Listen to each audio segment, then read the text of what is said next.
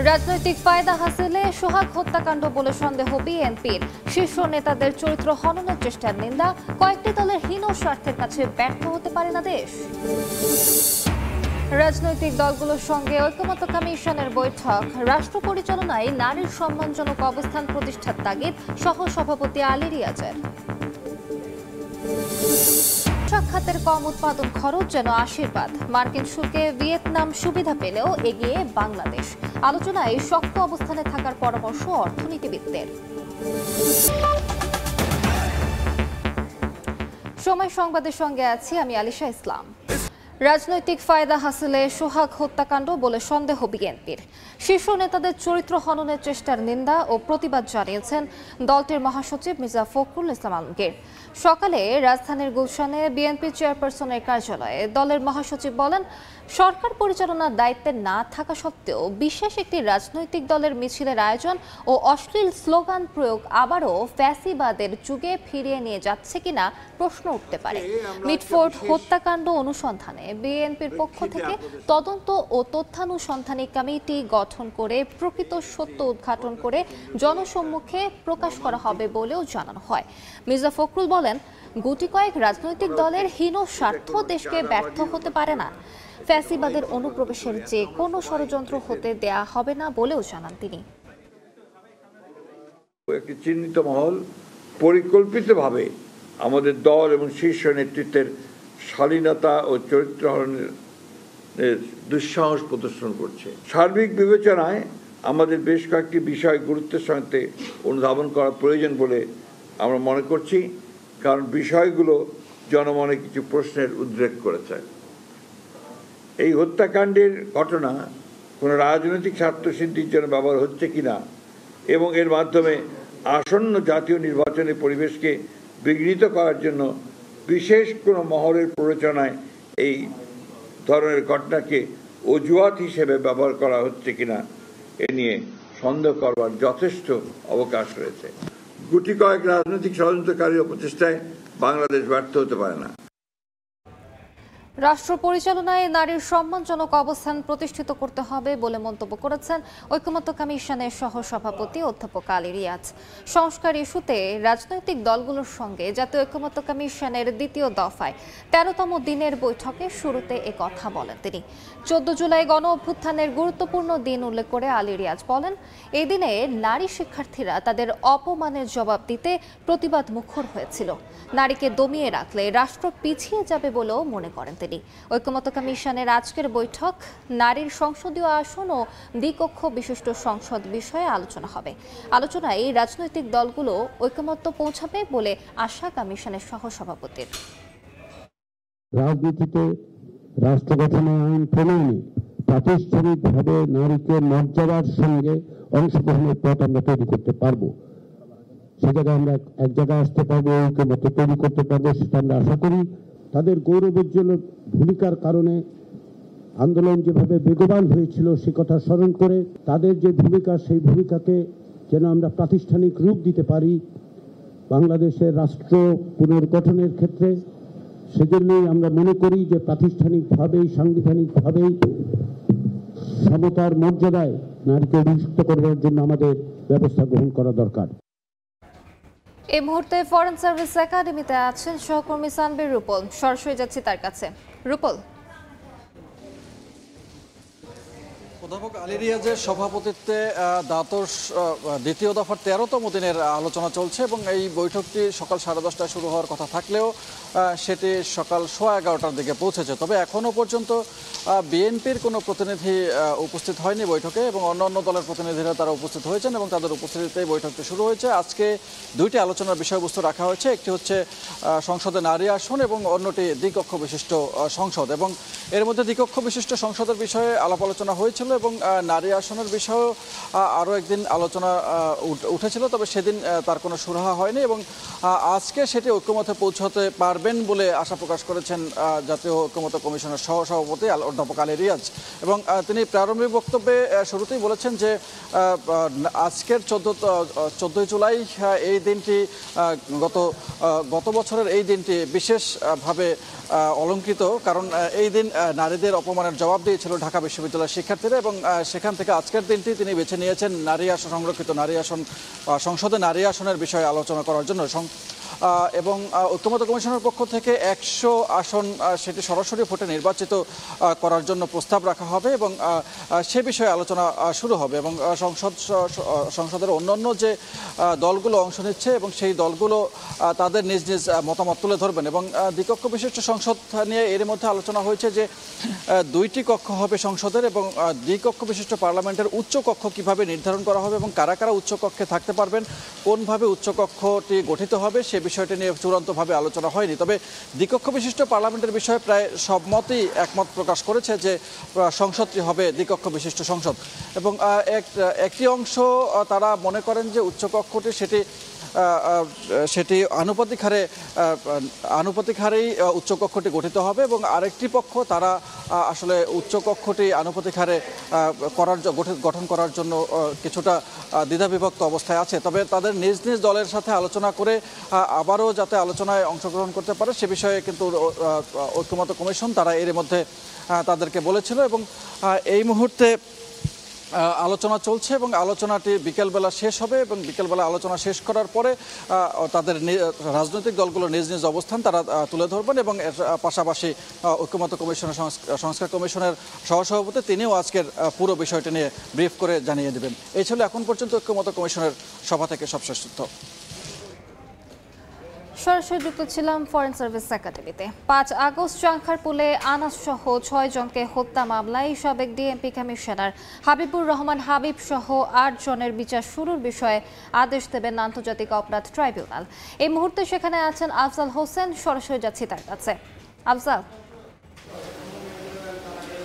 জুলাই আগস্টের মানবতাবিরোধী অপরাধের মামলায় রাজধানীর চাংখারপুলের যে মামলা, শহীদ আনাস সহ 6 জনকে গুলি করে হত্যা করা হয়েছিল এবং এই মামলার আজকে সাবেক ডিএমপি কমিশনার হাবিবুর রহমান হাবিব সহ 8 জনের বিরুদ্ধে অভিযোগ গঠন করা হবে কিনা সে বিষয়ে আদেশের দিন ধার্য রয়েছে। আদালতের কার্যক্রম এখনও শুরু হয়নি।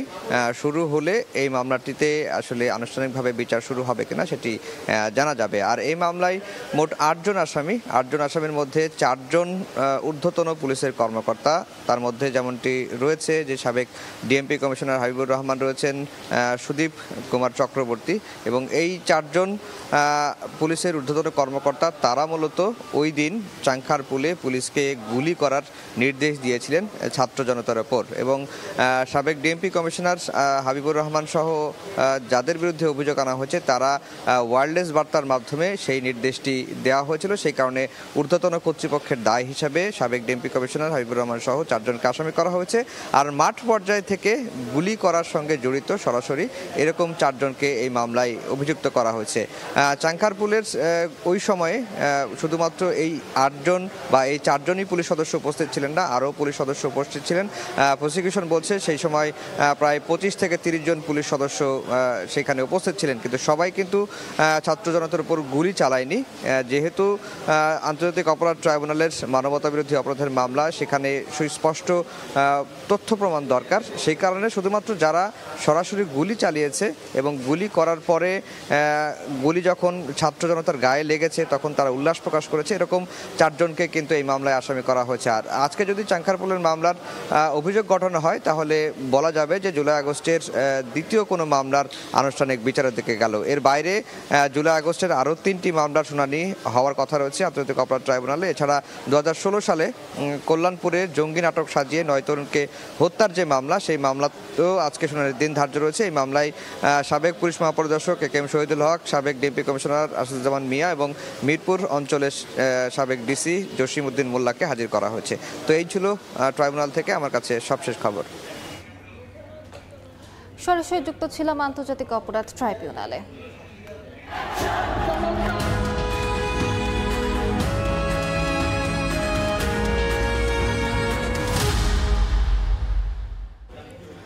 মুক্তিযোদ্ধাদের নাতিপুতিরা চাকরি না পেলে কি রাজাকারের নাতিপুতিরা চাকরি পাবে? শেখ হাসিনার এই একই কথায় আওয়ামী লীগ সরকারের পতনের কফিনে যেন শেষ পেরেক ঠুকে দেয়। শিক্ষার্থীদের কটাক্ষ করে দেয়া সেই বক্তব্যের প্রতিবাদে মধ্যরাতেই বিক্ষোভে ফেটে পড়েন শিক্ষার্থীরা। রচিত হয় সেই ঐতিহাসিক স্লোগান, তুমি কে আমি কে, রাজাকার রাজাকার, কে বলেছে স্বৈরাচার স্বৈরাচার।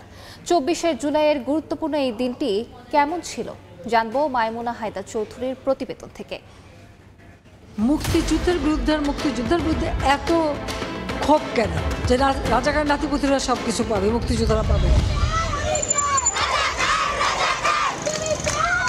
14 জুলাই 2024 গণভবনে আয়োজিত সংবাদ সম্মেলনে শিক্ষার্থীদের কটাক্ষ করা এই এক বাক্যে ফুঁসে ওঠে বাংলাদেশ।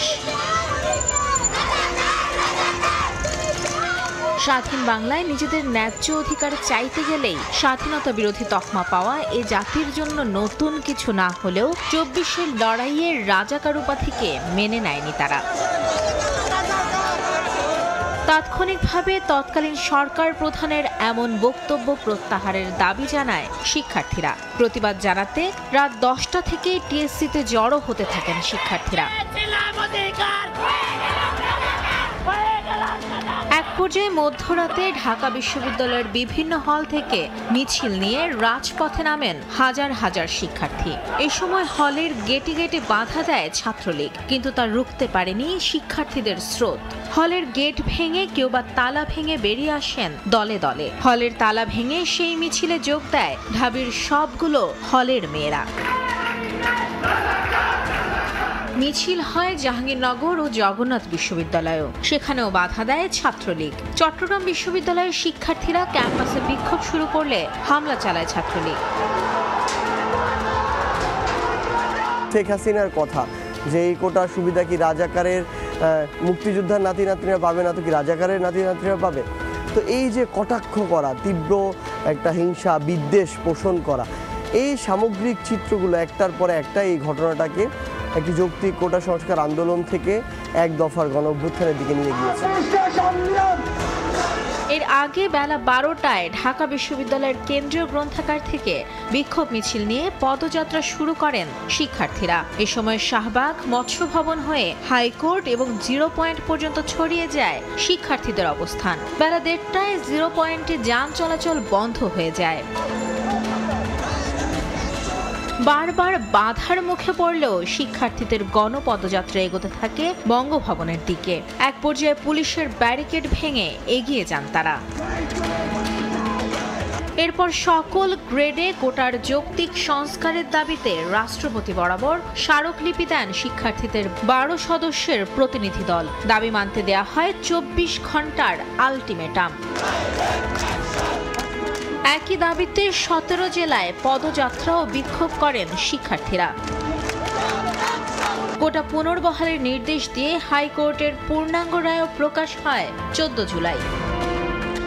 মাইমুনা হায়দার চৌধুরী, সময় সংবাদ, ঢাকা। সময় সংবাদে আরো থাকছে। পানি নামার পর ফুটে উঠছে ক্ষতচিহ্ন। ফেনীতে আশ্রয় কেন্দ্র ছেড়ে বাড়িতে ফিরছেন বাসিন্দারা। এখনো বিদ্যুৎ বিচ্ছিন্ন অনেক এলাকা। ত্রাণ নয়, টেকসই বাঁধের দাবি।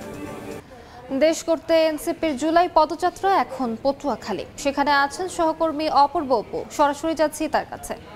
অপু, উদ্যোগে 14তম দিনে আজকে তারা পটুয়াখালীতে এসেছেন। পটুয়াখালী সকালে সার্কিট হাউসের সামনে থেকে পদযাত্রা তারা শুরু করেছেন। এই মুহূর্তে শহরের নিউ মার্কেট এলাকা ঘুরে সদর রোড থেকে পার হয়ে নেতাকর্মীরা, কেন্দ্রীয় নেতারা এগিয়ে যাচ্ছেন।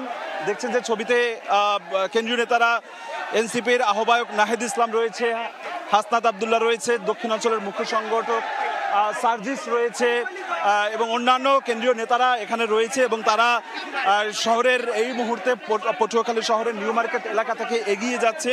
তাদের বিপুল সংখ্যক নেতাকর্মীরা এখানে অংশ নিয়েছেন এবং এর আগে আমরা দেখেছি গতকালকে তারা ঝালকাঠিতে এবং পিরোজপুরে আলাদাভাবে পথসভা করেছে এবং সেই পথসভা থেকে কিন্তু বেশ কিছু বার্তা তারা দিয়েছেন। কোনোভাবেই আগামী নির্বাচনে একক পেশি শক্তি দিয়ে ক্ষমতা দখল করতে পারবে না এবং পেশি শক্তি দিয়ে কেউ যদি ক্ষমতা দখল করতে চায় সেই ক্ষেত্রে এনসিপি নেতাকর্মীরা সেটি সাধারণ ছাত্র জনতাকে নিয়ে প্রতিহত করবে বলে তারা হুঁশিয়ারি দিয়েছেন। এবং আজকে একটু বাদে এখানে আনুষ্ঠানিকভাবে পথসভা শুরু করবে, একটি পথসভা করবে। তার আগে এই মুহূর্তে জনসংযোগ মতো করছে তারা, মিছিলের মতো করে এগিয়ে যাচ্ছে, শহরের নিউ মার্কেট এলাকা থেকে এগিয়ে যাচ্ছে এবং শহরের ঝাউতলা এলাকায় সেখানে তারা মঞ্চ করা হয়েছে, সেই মঞ্চে পথসভা করবে এবং সেখানে নেতাকর্মীরা সাধারণ মানুষের উপস্থিতি এর মধ্যে শুরু হয়ে গেছে। সেখানে তারা জনসভায় বক্তব্য রাখবেন। তার আগে এই মুহূর্তে শহরের সদর রোড এলাকা, নিউ মার্কেট এলাকা তারা অতিক্রম করছে এবং গতকালকে আমরা দেখেছিলাম যে হাসনাত আব্দুল্লাহ সার্জিস তারা পিরোজপুর থেকে তারা ঢাকায় গিয়েছিল, তবে আজকের এই সভায় তারা অংশ নিতে আবারও তারা চলে এসেছে এবং পটুয়াখালী থেকে আজকে বরগুনাতে যাবে। এখান থেকে পটুয়াখালীর সভা শেষ করে তারা যাবে বরগুনাতে আজকে বিকেলে, আগামীকালকে সকালে ভোলাতে হবে এবং বিকেলে হবে আগামীকালকে বরিশাল শহরে। তো এনসিপির পথসভা চলছে, এখান থেকে সবশেষ আমার কাছে এতটুকুই খবর ছিল। রেলগেট নির্মাণের দাবিতে রেলপথ অবরোধ করেছেন বগুড়ার সরকারি আজিজুল হক কলেজের শিক্ষার্থীরা। সেখানে আছেন সহকর্মী আব্দুল আওয়াল, সরাসরি যাচ্ছি তার কাছে। বগুড়া সরকারি আজিজুল হক কলেজের শিক্ষার্থীরা কিন্তু দীর্ঘদিন যাবত তাদের ক্যাম্পাসের সামনে যে দুইটি অরক্ষিত রেলগেট রয়েছে, সেই অরক্ষিত দুইটি রেলগেট নির্মাণের দাবিতে বিক্ষোভ করে আসছেন এবং বিশেষ করে গত 6 তারিখে এই কলেজের যে তৃতীয় বর্ষের শিক্ষার্থী মুস্তাকিম হিসাব বিজ্ঞান বিভাগের তিনি কিন্তু আসলে দুর্ঘটনায় ধাক্কায় আসলে নিহত হয়েছে। কিন্তু শিক্ষার্থীরা আসলে বিক্ষোভে ফুঁসে উঠেছেন এবং পরের দিন কিন্তু শিক্ষার্থীরা যে রেল কর্তৃপক্ষ সেখানে কিন্তু রেলগেটের দাবিতে তারা আসলে তাদের যে স্মারকলিপি সেটা দিয়েছিল এবং 48 ঘন্টার আলটিমেটাম দিয়েছিল আসলে এই রেল কর্তৃপক্ষকে। তবে এই রেল কর্তৃপক্ষ শিক্ষার্থীরা আলটিমেটাম সাড়া না দেওয়ায় কিন্তু শিক্ষার্থীরা আজকে তাদের ক্যাম্পাসের সামনে যে অরক্ষিত রেলগেটটি রয়েছে সেখানে তারা অবরোধ করে রেখেছে। এটা মূলত আসলে দোলনচাপা যে এক্সপ্রেসটি রয়েছে সাতটা থেকে লালমনিরহাট যাওয়ার কথা, সেটি কিন্তু কাউরি স্টেশনে আটকা পড়ে আছে দীর্ঘ 1 ঘন্টা যাবত এবং একটি কমিউটার লোকাল ট্রেন যেটি আসলে সন্ধ্যার দিকে যাওয়ার কথা সেটি কিন্তু আটকা পড়ে আছে এবং রংপুর এক্সপ্রেস যেটি আসলে রংপুর থেকে ঢাকায় যাওয়ার কথা রয়েছে সেই ট্রেনটি কিন্তু আর 10 মিনিট পরে বগুড়া স্টেশনে এসে পৌঁছাবে। সেই ট্রেনও কিন্তু আসলে আটকা পড়ে রয়েছে এবং এতে করে কিন্তু আসলে ঢাকার সঙ্গে বগুড়ার যে রেল যোগাযোগ সেটি কিন্তু বন্ধ হয়ে গেছে। এই কলেজের যে 42 শিক্ষার্থী তাদের নিরাপত্তার জন্য কিন্তু আসলে প্রয়োজন বলে মনে করছেন শিক্ষার্থীরা। এই ছিল বগুড়া থেকে আমাদের সর্বশেষ। চট্টগ্রামে দখল হওয়া 40 একর জমি উদ্ধারে দ্বিতীয় দিনের মতো অভিযান পরিচালনা করছেন পানি উন্নয়ন বোর্ড। এই মুহূর্তে বাংলা বাজার এলাকায় আছেন সহকর্মী পার্থ প্রতিম বিশ্বাস, সরাসরি চলে যাচ্ছি তার কাছে। পার্থ, দ্বিতীয় দিনের মতো পানি উন্নয়ন বোর্ডের যে উচ্ছেদ অভিযান, সেই অভিযান কিন্তু ঠিক সকাল 9:30টায় শুরু হয়েছে এবং বাংলা বাজার এলাকা থেকে আমরা দেখছি একে একে কিন্তু ভেঙে গুড়িয়ে দেওয়া হচ্ছে সকল অবৈধ স্থাপনা। আসলে দীর্ঘদিন ধরে কিন্তু এই চট্টগ্রামের যে সাগরিকার যে উপকূলবর্তী যে এলাকা রয়েছে সেই এখন আজকে বাংলা বাজার এলাকায় আমরা দেখছি তারা আসলে উচ্ছেদ অভিযান চালাচ্ছে। সেক্ষেত্রে সেনাবাহিনী, পুলিশ, জেলা প্রশাসনের ম্যাজিস্ট্রেট সহ সবাই কিন্তু একসাথে সহায়তা করছেন এই উচ্ছেদ অভিযানে। এবং পানি উন্নয়ন বোর্ডের ঊর্ধ্বতন কর্মকর্তাদের সাথে আমরা কথা বলেছিলাম, তারা আমাদেরকে জানিয়েছেন তাদের যে 40 একরেরও বেশি জায়গা দখল হয়ে আছে দীর্ঘদিন ধরে, প্রায় 30 থেকে 40 বছরও বেশি সময় ধরে প্রভাবশালী যে চক্র, সেই চক্রগুলো এই জায়গাগুলো খালি থাকার কারণে অনেকেই কিন্তু একে একে জায়গাগুলো দখল করে ফেলেছে এবং দখল সত্ত্বেও শুধুমাত্র দীর্ঘদিন ধরে বিশাল যে স্থাপনা তারা তৈরি করেছে, বিশেষ করে কাভার ভ্যান রাখার স্থান, ইয়ার্ড, অনেক জায়গায় আমরা দেখেছি দোকান, অনেক রেস্টুরেন্ট কিংবা অনেক স্থাপনাও কিন্তু এখানে গড়ে উঠেছে একে একে। বছরের পর বছর পার হয়েছে কিন্তু পানি উন্নয়ন বোর্ড আসলে চেষ্টা করেছে কিন্তু তাদের জায়গা উদ্ধার করতে পারেনি। তবে অবশেষে তারা এই উদ্ধার অভিযান শুরু করেছে। গতকাল থেকে উদ্ধার অভিযান শুরু হয়েছে এবং প্রথম দিনেই 15 একর জায়গা উদ্ধার করতে পেরেছে এবং আপনারা দেখছেন এক্সকাভেটর দিয়ে একে একে যেসব স্থাপনা আসলে সাগরিকার আশেপাশে এবং পতেঙ্গার উপকূলবর্তী এলাকার আশেপাশে যে অবৈধ স্থাপনাগুলো গড়ে উঠেছে সেই অবস্থায় স্থাপনাগুলো কিন্তু একে একে ভেঙে দেওয়া হচ্ছে এবং এলাকার যারা সাধারণ মানুষজন রয়েছে তারাও অনেকটা বলছেন যে আসলে এই স্থাপনাগুলো গড়ে ওঠার কারণে আগে তারা যেভাবে যাতায়াত করতে পারতো সেভাবে তারা যাতায়াত করতে পারছিল না। এই উচ্ছেদ অভিযানকে তারা সাধুবাদ জানিয়েছে, তবে বলেছে এই উচ্ছেদ অভিযানের পর আবার অন্য কেউ প্রভাবশালী চক্র এসে যাতে এই জায়গাগুলো দখল করতে না পারে সেজন্য প্রশাসনের নজরদারি প্রয়োজন। এবং এখানকার যারা ঊর্ধ্বতন কর্মকর্তারা রয়েছে, নগর পরিকল্পনাবিদরা রয়েছেন, তারা আমাদেরকে জানিয়েছেন এই এলাকার হালিশহর এলাকার আশেপাশে যে জলাবদ্ধতা হয় এইসব এলাকায় যেসব জায়গায় উচ্ছেদ করা হচ্ছে বিস্তীর্ণ এলাকায়, এখানে যদি জলাধার কিংবা বড় পুকুরের মতো করা যায় তাহলে এখানে একদিকে যেমন পানি সংরক্ষণ করা সম্ভব হবে, অন্য সময় বর্ষার সময় শহরের এলাকায় যে আসলে পানি উঠে সেই পানিগুলো কিন্তু অনেকটা কমে এই জলাধারে কিন্তু নিয়ে আসা সম্ভব হবে। তো সেক্ষেত্রে বলা যায় যে উচ্ছেদ অভিযান শুরু হয়েছে 2 দিন ধরে, সেই অভিযান আরো কয়েকদিন চলবে। তো এই ছিল আমার কাছে এখনো পর্যন্ত নগরীর বাংলা বাজার এলাকা থেকে এখানকার সর্বশেষ খবর। বন্যা পরিস্থিতির উন্নতি হচ্ছে, তবে পানি কমার সঙ্গে সঙ্গে দৃশ্যমান হচ্ছে ক্ষয়ক্ষতি। অসহায় দিন কাটছে দুর্গতদের। পানি নামতে থাকায় নিজ বাড়িতে ফিরতে শুরু করেছে আশ্রয়কেন্দ্রে থাকা মানুষরা। তবে বেশিরভাগেরই ঘরে ফেরার মতো অবস্থা নেই। ছাগলনাইয়া, সদর ও দাগনভূঞার 112 গ্রামের অধিকাংশ ঘরবাড়ি পানিতে তলিয়ে থেকে এখনও বিদ্যুৎ বিচ্ছিন্ন হয়ে গেছে কয়েকটি এলাকা। এদিকে মুহুরী, কহুয়া ও সিলোনিয়া নদীর 36টি অংশে ভাঙন দেখা দিয়েছে। সেগুলো মেরামতে দ্রুত ব্যবস্থা নেয়ার কথা জানিয়েছে পানি উন্নয়ন বোর্ড।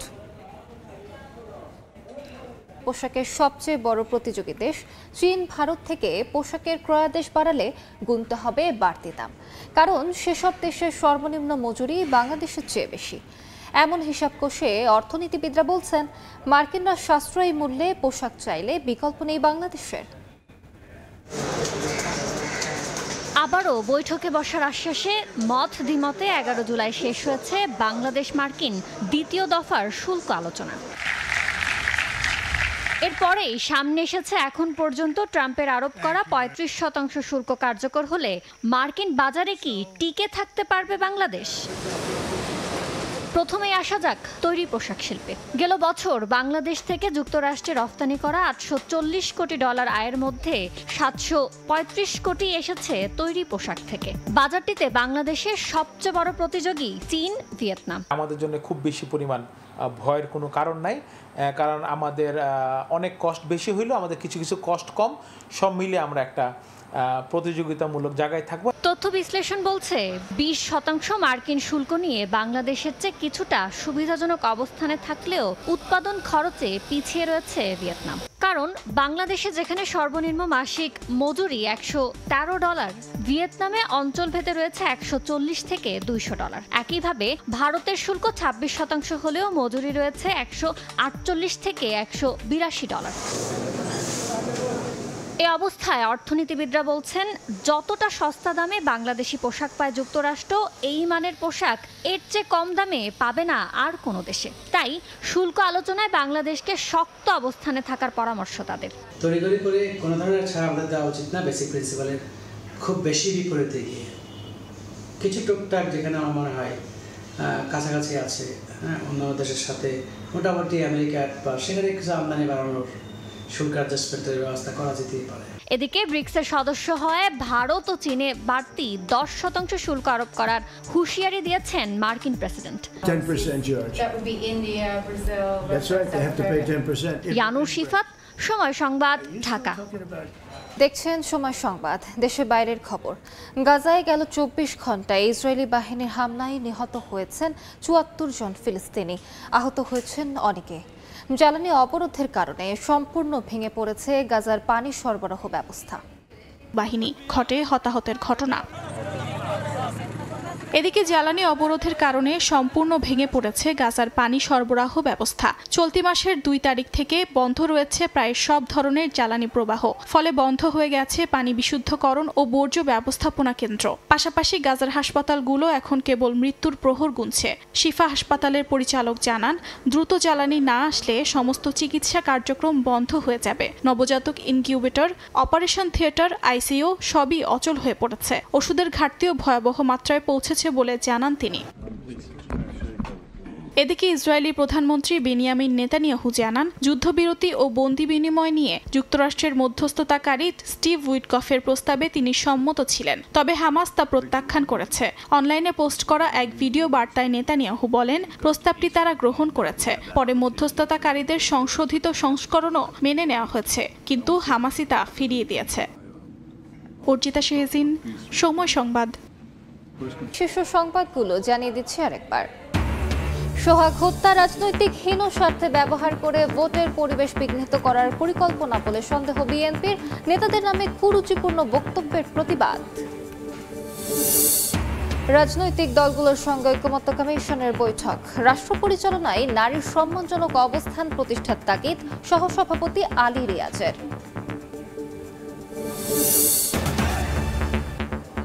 এই ছিল সময় সংবাদে, সঙ্গে থাকুন সময়।